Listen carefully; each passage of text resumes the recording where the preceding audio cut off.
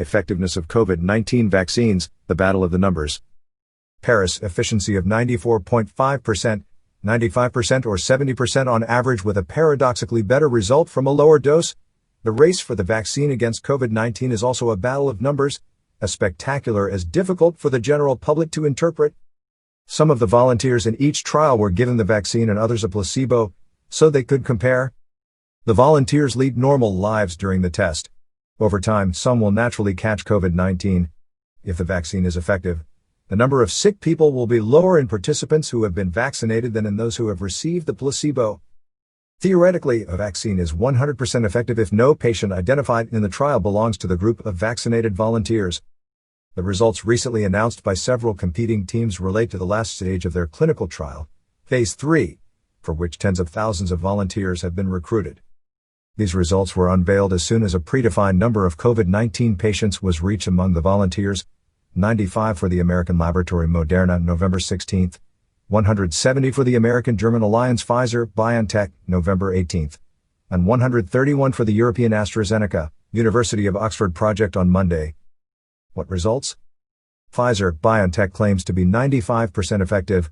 Of its 170 patients, 8 were from the vaccinated group and 162 from the placebo group. Ditto or almost for Moderna, with 94.5% efficiency, 5 patients in the vaccinated group, 90 in the placebo group. Pfizer measured the effectiveness of its vaccine 1 week after the second and final injection, and Moderna 2 weeks after.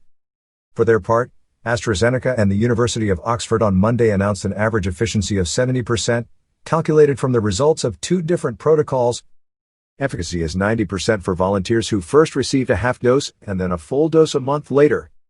It goes down to 62% for another group, which was however more vaccinated, with 2 full doses a month apart. A paradox which is only apparent, according to specialists. We all expected 2 full doses to produce the best response, but it seems that a lower initial dose allows the immune system to be better primed to prepare it to give a better response, explained one of the researchers in charge of the project, Andrew Pollard, at a conference of Hurry. This could be because a lower starting dose mimics what happens during a real infection better, according to her colleague Sarah Gilbert. Another hypothesis, it could also come from the technology used by this vaccine. AstraZeneca and the University of Oxford have in fact relied on the technique of the viral vector. We use another virus here, a chimpanzee adenovirus, that we modify so that it carries genetic material capable of transporting into our cells to fight COVID-19. According to several experts who commented on these results, too strong a first dose of the vaccine could actually cause the immune system to fight off the virus used as a transporter, contrary to the desired effect. This point will have to be clarified in the rest of the tests. Finally, the Russians at the Gamaleya Institute assured on November 11 that their vaccine was 92% effective. But they are based on a very small number of patients, only 20. Which is the most effective? Impossible to say at the moment, especially since all these results were announced only by press releases, without detailed scientific publication.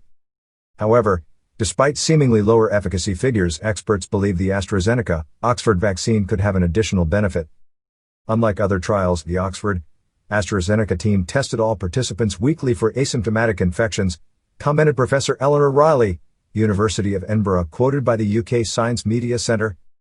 Indeed, one of the main questions is whether these vaccines block the transmission of the virus, in addition to reducing the severity of the disease in those who have received them.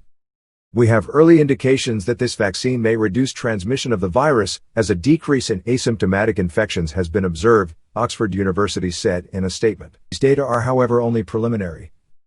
The differences in efficacy are based on the analysis of 100 to 200 patients out of a total of 30,000 to 50,000 volunteers for each vaccine, and these figures can therefore experience large variations thereafter, warned another expert, Dr. Julian Tang, University of Leicester, cited by Science Media Centre. Effective, but on whom? Many other questions remain unanswered. First, it is not known how long these vaccines protect. Then, it is not known whether their action is identical in the populations most at risk, starting with the elderly. They are much more likely to have a severe form of COVID-19, so it is essential that a vaccine is effective in this population group. Pfizer-BioNTech said its vaccine's efficacy was over 94% for those over 65. But for lack of publication in a scientific journal, we do not know the details. AstraZeneca and the University of Oxford, On November 19, published results in the prestigious medical journal The Lancet, they show that their vaccine provokes in the oldest subjects, over 56 years, an immune response identical to that it triggers in the youngest, 18 to 55 years old. However, these published results do not relate to Phase 3, but to the previous step, Phase 2. The total number of volunteers is much smaller, 560 against 23,000, and they are not representative of the population. General.